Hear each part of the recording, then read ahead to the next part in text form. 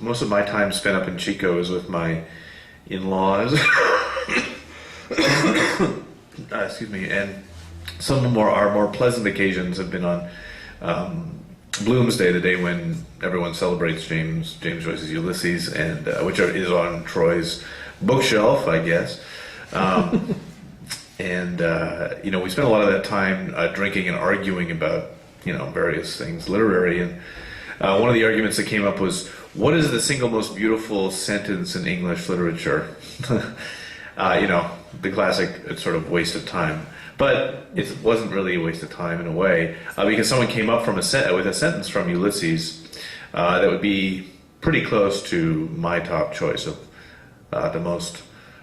the single most ravishing sentence. That was the way Martin Amis put it when he talked about this sentence. So I set myself the task of writing a poem that begins with this sentence, and then seeing where it went from there.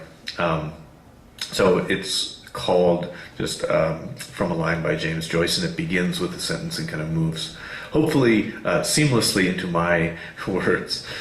You can probably see the the threads somewhere in there.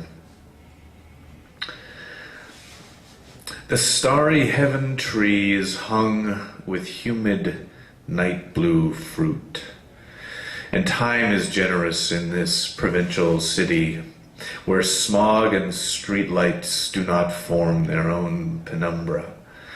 This is a dream of ethereal plenty, hallucinatory confession of the imagination's absolute greed for celestial things and sly need for the sustenance of ordinariness. Not an ornamental moon in a stream awash with lilies, but firm and fundamental pears, in theory as sweet as experience, bursting their frames with 3 dimensions to meet thirsting tongues. The dew will reach down to us here after 40 knowing winks, the eternal lawns of a well-cared-for, tolerant town. Show us that drinking till we leave the party at 3 a.m. is good for the mind.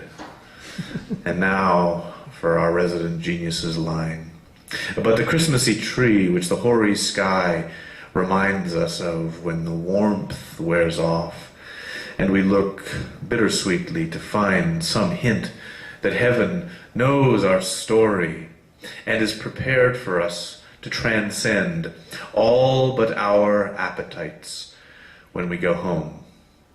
Thanks very much.